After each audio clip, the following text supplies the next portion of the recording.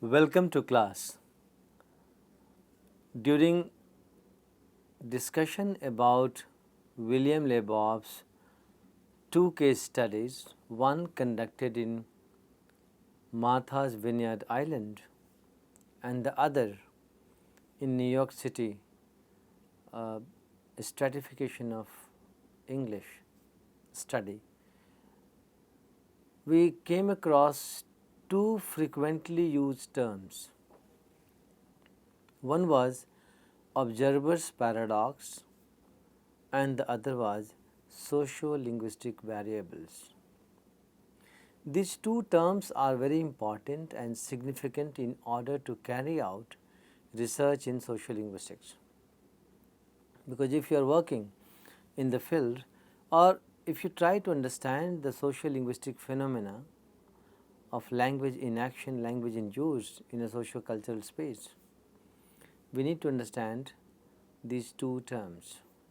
Observer's paradox, it refers to the steps and the cautions taken by sociolinguists in the field work, and as a common person we should understand sociolinguistic variable as a term. These two phrases or these two concepts are central in entire language and variation study. These two concepts are central, and that's why I decided to talk about these central themes and concepts called observer's paradox and sociolinguistic variables in this class. You remember the centralized diphthongs in Martha Vineyard Island that we talked in case study 1 by William Lebov in our one of the lectures, and we saw that a particular sound becomes the marker of identity, and in the age group of 31 and 45 that believes to be custodian of the language, culture and lifestyle of the Martha's Vineyard Island was so particular about using it and asserting their identity in contrast with the identity of the outside visitors. Not only that, we also saw that in 3 departmental stores of 3 different socioeconomic strata in terms of visitors and salespersons working there, a particular sound becomes the marker of identity. And Lebov concludes that the ranking of the occurrence of the sound can be compared with the social ranking, stratification. So how come a single small sound becomes such a vigorous marker of identity in both the cases, and how it becomes a sociolinguistic variable? But the question is that is it easy to go and record and witness the real, regular, unmarked, natural speech? That too when the researcher is present around, and those days tape recorders were used. Today we have very sophisticated devices for recording, but imagine those 60s and 70s when we had the primitive old style equipments. So the presence of the researcher or the investigator, for example, if you are taking interview, the whole setup makes the speaker conscious, and then the purpose of getting the natural data, natural speech is defeated because the interviewee or the person who is giving you data or the person who is interacting with you becomes conscious, and then you find a different register altogether. So it's a very tricky situation, and Lebov categorically mentions observer's paradox. So we work in a paradox where we want to have natural speech At the same time, our presence or our setting that we create for this recording makes the respondent conscious, and he comes up with a more formalized register. So, that is the paradox, how to collect data then, and how to identify sociolinguistic variables for which we are looking for data. So, these two are technique related concepts in the variation studies, and that is why they are so crucial and central to this whole enterprise. And today we are going to talk about these two concepts, observer's paradox and sociolinguistic variables. The term observer's paradox was coined by William Lebov himself, because during his visit to Martha Vineyard Island, he faced the same thing, he experienced the same thing, and then he resorted to a variety of ways for getting the natural speech from respondents, and he coined this term observer's paradox, how the sociolinguist or the researcher or the person in the field works in this paradox and how to resolve this paradox. He also gives some solutions and suggestions. The aim, and he says, the aim of linguistic research in the community must be to find out how people talk when they are not being systematically observed. Yet, we can only obtain this data by systematic observation. This is the paradox, that you can get the real data only when you are able to observe people in their verbal exchanges and dwellings, when they are not aware that they are being observed. At the same time, if you do not observe them systematically, you cannot get the real data. So, that is the paradox he is talking about. How is it possible? And the term refers to the challenge sociolinguists face while doing field work, where the task of gathering data or natural speech is undetermined by the researcher's presence itself. So, it is interesting. Your presence makes the other person conscious, and here are you to collect a natural speech and data without making the respondent conscious. So, this is observer's paradox, and this is what anyone and everyone working in the field in sociolinguistics with the communities and social groups needs to resolve.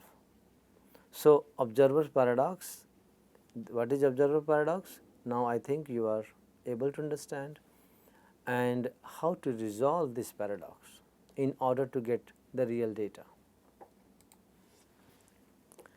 So, as a field worker attempts to observe the daily vernacular of a speaker in an interview, the speaker is aware that their speech is being used for only scholarly and research purpose.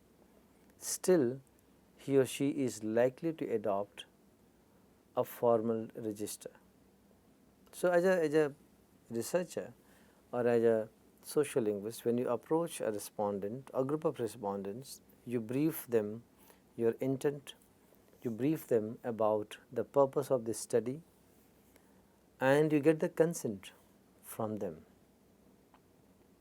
So, no ethical dilemma here. You give you get the consent and you give the details of your purpose and intent. But one thing is for sure, that despite knowing the fact that their speech is being systematically observed only for academic purpose and research purpose, they still become suspicious and conscious. And the whole purpose of collecting natural speech and natural sample is defeated. This produces data that is not representative of the speaker's typical speech, and the paradox lies in the fact that if the researcher was not present, if the researcher would use normal, the speaker would use normal vernacular. So, the reason for why and the object for what we are looking for gets lost in the process. This is observer's paradox. So, how to resolve it? Okay. If you look at 60s and 70s, and we are talking in 21st century, 2021, the codes, conducts and practices have changed. Today, we have an elaborate ethical guideline to carry out research with community, and we cannot afford to follow the techniques the way even William Lebov followed in New York City, where the speakers were not informed, where the respondents were not informed that their speech is being recorded. You remember that whole gimmick where William Lebov would disguise as a customer, as a visitor to this departmental store, and he would say, "Where can I find ladies' shoes?" And he would get a response, and if he wanted them to repeat, emphasize, he would say, "Excuse me," that means you repeat, and then he would record it. Now, in such cases, the informants were not informed, the respondents were not informed. But today, we cannot afford, without informed consent, we cannot afford to carry out the work. So, as a researcher, it is always a challenge for you. How do you resolve it, and what kind of situation you create where your presence and the presence of all such equipments and a formal setting is avoided, and it becomes normal, natural speech. So, you have to engage your informants in a multiple ways, where they are emotionally charged, where they are emotionally filled with emotions, and once they become less aware of the fact that it is being observed, the natural speech starts coming. Informed consent is one. You have to respect the privacy of the respondent and no deceptive behavior with them. So, the formal ethical guideline today mandates that you need to be open, transparent, you need to have informed consent, respect the privacy of the respondent, and no deceptive behavior on part of the researcher. So, keeping in mind, Lebov suggests various devices which divert attention away from speech. This can be done in various intervals and breaks, which are so defined that the subject unconsciously assumes that he is not at the moment being interviewed. So, you have to make the respondent less conscious, and Lebov suggests a number of devices to be used, like distractions, like receiving calls meanwhile, like distracting the subject or the respondent in some other direction to some other theme and topics. And when it becomes natural, you can get a natural speech sample.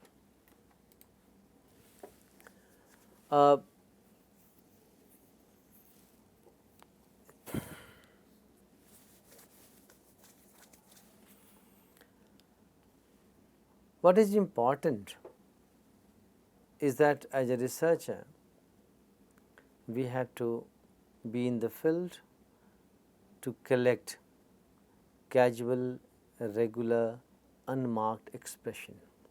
Unmarked expression?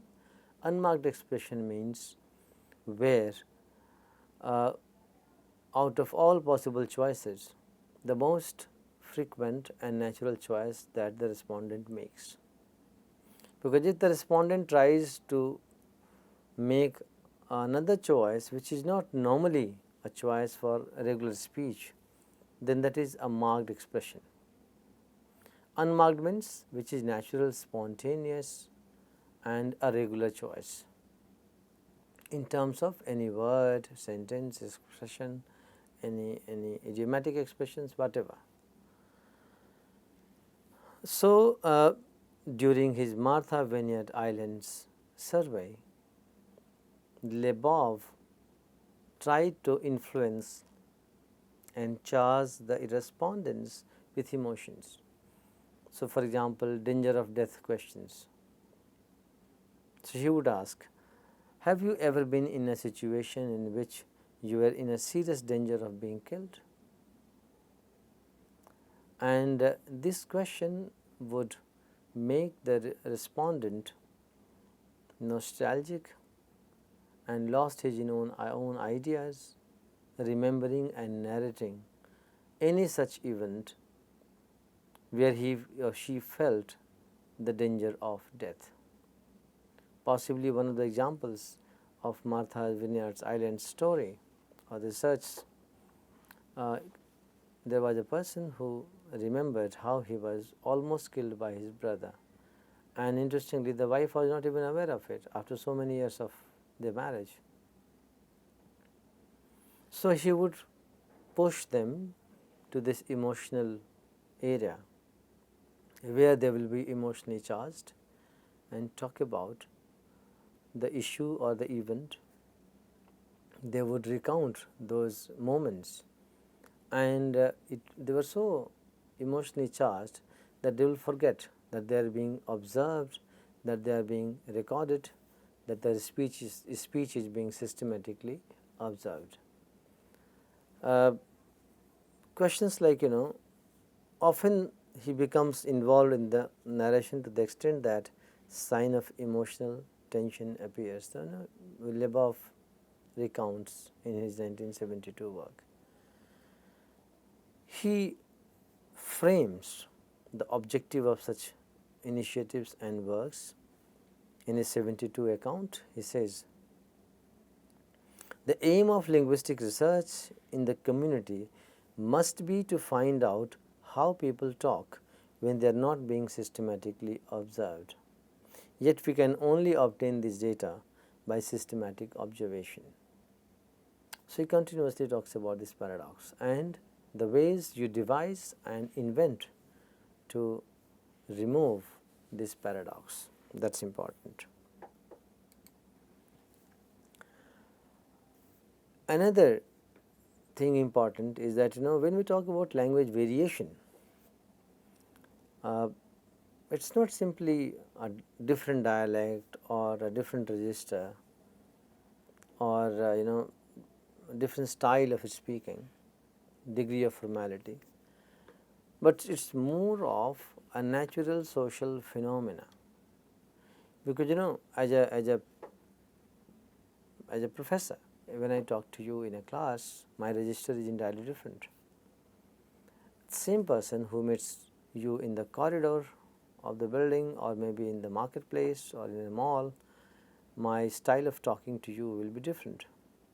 If I am talking to an organized crowd in a public platform, on a public platform, my style will be little different, my registers will be little different.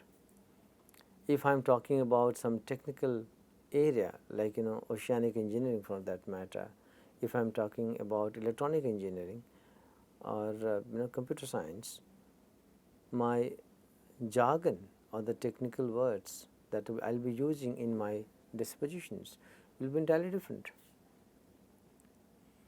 So, we are not talking about that kind of variation. We are not talking about variation in registers.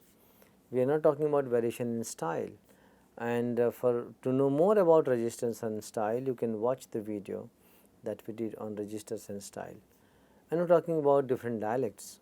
I am talking about those alternative ways of expressions which are socially and culturally grounded, which are class related, right. So, it is not about the degree of formality, it is about a variation or an alternative way. So, it is about choice of this alternative way, and does this choice correlate with the background of the speaker? Does it become the marker of identity, a group identity, a social identity of the speaker? So, we are talking about a correlation between linguistic structure and social structure. So, we have to identify that variation and the factors which indicate such variations. It may be at level of sound that you saw in Martha Vineyard Island and Fourth Floor Survey in New York City by Lebov. It may be lexical variation. It may be structural variations, syntactic structures vary, right. So, this variation can be at all levels. It can be pronunciation, for example, accent, choice of words, morphological differences, syntactic structures, a style of speech, and conversational norms. While the diversity of variation is used, there are restrictions on variations. And what are the restrictions? Such variations have patterns and are consistent in a particular speech community. Such linguistic variations can be attributed to differences in social characteristics of speakers using the language. And what are the social determinants? And you have to see that what is the reason for this variation. Why there is a variation in the, let us say, pronunciation? A particular group of people have a different pronunciation style, and another group has a different pronunciation style of the same linguistic structure. So, accent varies, sound varies.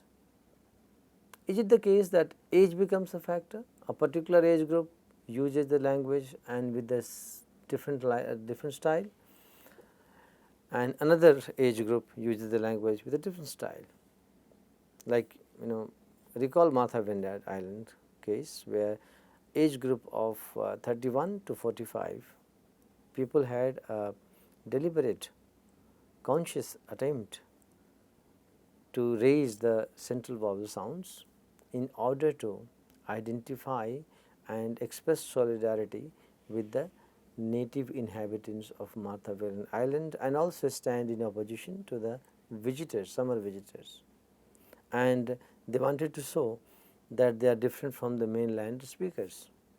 So, that was the identity restricted to the age group, where the younger generation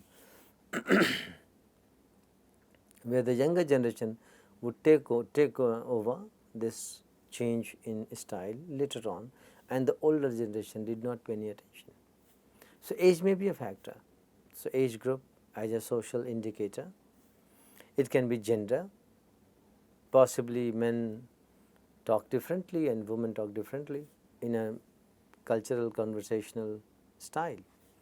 It can be class, it can be class, and you can watch it in a diagnostic situation also. It can be a particular location or geography. It can be social determinants like identity, and it can be showing solidarity and following the group norm.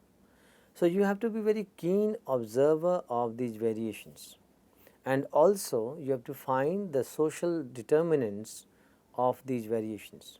If you are able to identify these, then you can start working on these variables, and such variables which have corresponding connection with the social variability are called sociolinguistic variables. They are linguistic variables, but they have deep rooted connection with the social structure. social variables, and that is why they are called sociolinguistic variable. So, what is a sociolinguistic variable? Lebov specifies the idea of sociolinguistic variable. He says that a variable which is very high in frequency in occurrence of natural speech of people, which has a certain immunity from conscious suppression. That means you do not do it deliberately, it becomes part of your regular repertoire. It is an unmarked thing unless and until you are particular about it. So, it is consciously suppressed, but it has to have, to become a sociolinguistic variable, it has to have immunity from such suppressions. That means you do not do it deliberately, it occurs naturally. It has to be an integral part of the larger structure. So, there has to be a pattern, and it is easily quantifiable on a linear scale. So, you are able to discover the context in which it occurs, you are able to correlate it with a group in terms of different social determinants. So, that becomes a sociolinguistic variable. In case of ra sound, in occurrence of ra at word final positions in his 4th floor survey. So, a stratification of English in New York City, Lebov study, you can see that, or deliberately raised vowels of diphthongs in Martha Vineyard Island. That had immunity from conscious suppression. It was a conscious decision to use that. The sociolinguistic variable is a set of alternative ways of saying the same thing, although the alternatives or variants have social significance, as Fasold says 1990. So, in order to identify and zero in a sociolinguistic variable, you have to see a linguistic variable which has a social relevance. Does it correspond to the age group? Does it correspond to the class? Does it correspond to the, for example, in Indian case, sometimes we have hierarchy in the society in terms of caste, region, religion. So, any determinant. If any variable has some relationship with any of the social determinants, that is a sociolinguistic variable. A sociolinguistic variable is a linguistic element that co-varies not only with other linguistic elements, but also with a number of extra linguistic interdependent variables like social class, age, sex, ethnic group, or contextual style. This is what we have been talking about. Lebovian methodology seeks to identify variables at the level of core features and to derive rules for their distribution, making correlations with social variables. So, once you are able to understand the sociolinguistic variables, you will be able to discover the pattern of distribution, when it is used, by whom it is used, what is the context in which it is used, why it is used, right? Does it correspond to the conscious construction of identity of the speaker? Does it correspond to the speaker's urge to identify with a group, social class, group, with a gender? So, these variables will correlate with other social determinants, and that is why they become sociolinguistic variable. So, the concept of sociolinguistic variable is theoretically significant because it allows quantitative statements to be made about language use. However, there is a caveat. You cannot make a very precise judgment about it. It is probabilistic. It shows the probability, and when you predict, the degree of probability is very high, but it gives you an understanding of the distribution. It gives you an understanding of its correlations with social determinants.